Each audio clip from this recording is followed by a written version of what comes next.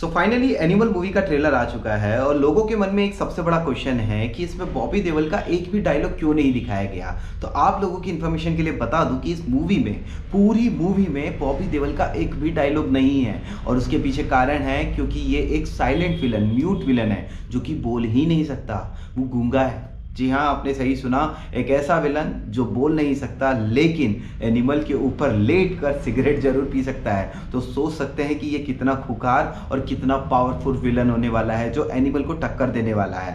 अब बात करते हैं मूवी के ट्रेलर की।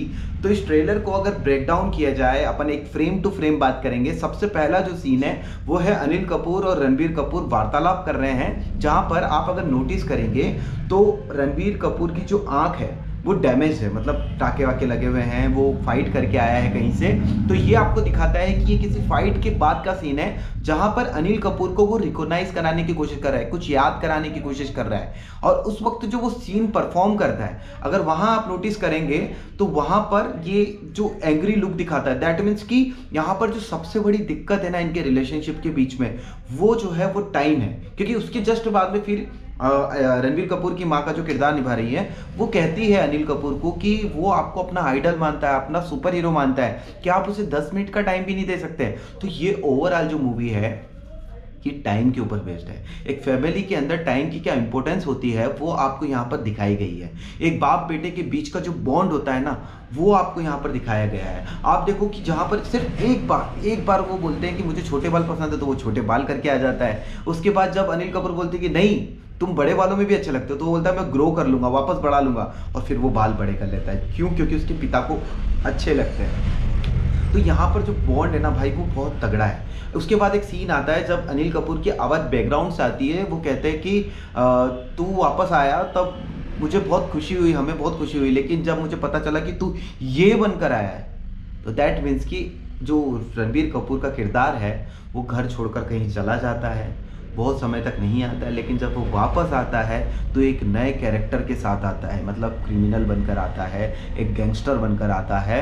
और उसकी वजह से उसके पिता को ये चीज़ बर्दाश्त नहीं होती, उसे उन्हें खुशी नहीं होती है। लेकिन अब वो इतना पुकार उठ चुका है कि वो मरे वो को भी मारने को तैयार है। ये सीन भी आपको दिखाया है इसमें। और उसके बाद उसके बचपन का जब पास्ट मेमोरीज दिखाते हैं तो उसके अंदर एक चीज़ दिखाई है कि वो जो है वो बचपन से ही अपने पिता के प्यार को प्रूव करना चाहता है, मतलब पिता के प्रति उसके मन में जो भाव है, वो प्यार है, वो कोई पास या फेल नहीं, वो नंबर 1 है। ये बचपन से वो प्रूव करना चाहता है। ये चीज़ आपको देखने को मिलेगी। और उसके बाद वो सारे लुक्स जो आपने टीजर में, ग्लिम्स में, गानों में देखे थे, वो सब कुछ आपको यहाँ पर देखने को मिल रहे हैं। वो खून खराबा, ब्रूटलिटी, वो मतलब मार धाड़ काड़ फाड़, वो सब कुछ आपको यहाँ पर देखने को मिल रहा है। तो ये सारी चीज़ें एक ही तरफ इंडिकेट करती है कि ये अब तक की सबसे ब्रूटल मूवी होने वाली है। बॉलीवुड के इतिहास में ऐसी कोई मूवी मुझे नहीं लगता है कि बनी है जो इसको टक्कर दे पाए। देन उसके बाद एक सीन आता है जहां पर ये अपनी पत्नी गीतांजलि यानी रश्मिका मंदाना जो है उनका गला पकड़ते हुए नजर आ रहे हैं, क्योंकि उन्होंने पिता के बारे में, इनके फादर के बारे में कुछ बोला, इनके फादर और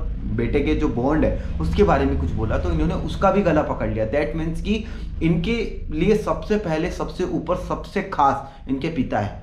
इनकी पत्नी भी नहीं, माँ भी नहीं, कोई दूसरा नहीं, सिर्फ और सिर्फ पिता।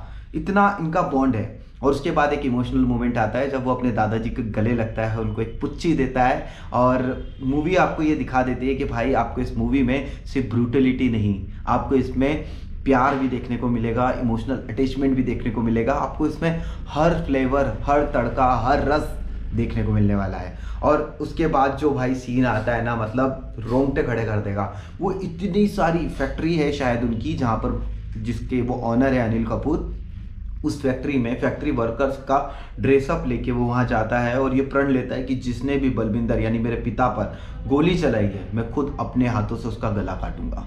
इतने लोगों के बीच में वो क्रेज, वो एग्रेशन, वो गुस्सा वो दिखाता है। मतलब सोच सकते हैं कि उसका प्यार किस लेवल का है, मतलब वो क्रेजी है अपने पिता के लिए। यहाँ पर फिर एक ऐसा सीन आया जिसकी एक्सपेक्टेशन ना मुझे थी और शायद ना आपको थी, क्योंकि हमने टीजर में, ग्लिम्स में जो देखा था वो एक छोटी सी गन थी जिसको Dick Dick Dick Dick Dick Dick Dick करके चलाता है। यहाँ पर तो उसका बाप देखने को मिला हमें, जो काफ़ी क्लासिक और शानदार था। मतलब मैं लिटरली बता रहा हूँ, इसने गूज़बम्प्स दे दिए। और फिर फाइनली एंट्री होती है हमारे बॉबी देओल की, जो कि एक विलन है।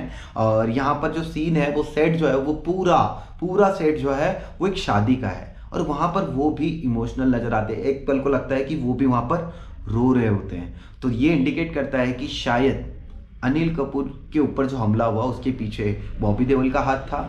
लेकिन बॉबी देओल के यहाँ पर कोई शादी का फंक्शन होता है, that time Ranbir Kapoor animal जो है वो वहाँ एंट्री करता है और कुछ ऐसा कर बैठता है जिससे बॉबी देओल भी इमोशनल हो जाता है। और फिर ये जो लड़ाई है ये पर्सनल हो जाती है, बहुत ज़्यादा पर्सनल हो जाती है। उसके बाद जो फाइट सीन्स आपको देखने को मिलेंगे, पीछे जो बैकग्राउंड में सॉन्ग आया था भाई दिल छू गया। बी प्राक की आवाज़ में भाई अगर कुछ भी हुआ आपको तो आग लगा देंगे भाई। गूज़बम्प्स, शानदार, हार्ट टचिंग। मतलब इस मूवी में जो 2 गाने हैं जो मेरे दिल को छू गए, एक था पापा मेरी जान जो हमने पूरा सुना है, और एक अब जो आने वाला है बी प्राक का, लिटरली शानदार, जानदार, ज़बरदस्त। और उसके बाद वो हाथ में चाकू, छाती पे खून, और उसके साथ जो एंट्री होती है रणबीर कपूर की वो एकदम धांसू है। मतलब ऐसा लगता है कि वो किसी का खून करके आ रहा है या एग्रेशन में, या मतलब हो सकता है कि अनिल कपूर को यहाँ कुछ हो गया है, मतलब बलविंदर को कुछ हो चुका है। और उसके बाद जो सीन आता है भाई, अनएक्सपेक्टेड, अनप्रिडिक्टेबल, आप सोच भी नहीं सकते। यहाँ पर जो बॉबी देओल है, विलन है मूवी का, जो गूंगा है, कुछ बोल नहीं सकता, वो एनिमल को मारता है, मतलब लात घुसे मारता है, उसको ढेर कर देता है, उसको उल्टा पटक कर उसके ऊपर लेट कर वो सिगरेट फूंकता है भाई। इसको बोलते हैं विलन। इतना तगड़ा विलन, मतलब बवाल, धमाल, कमाल। सो अगर आपने ट्रेलर देखा है तो आपको क्या लगता है ये मूवी कितना कितना कमाएगी? मतलब कोई लिमिट है? अगर है तो कमेंट सेक्शन में बताओ। और आपको ये ट्रेलर कैसा लगा अपना ओपिनियन जरूर दीजिए। वीडियो अच्छा लगे तो लाइक कर दो, शेयर कर दो। आप हमारे चैनल पे नए हो तो सब्सक्राइब कर दो, फेसबुक पे देख रहे हो तो फॉलो कर दो। और मिलते हैं अगले वीडियो में। जय हिंद, जय भारत।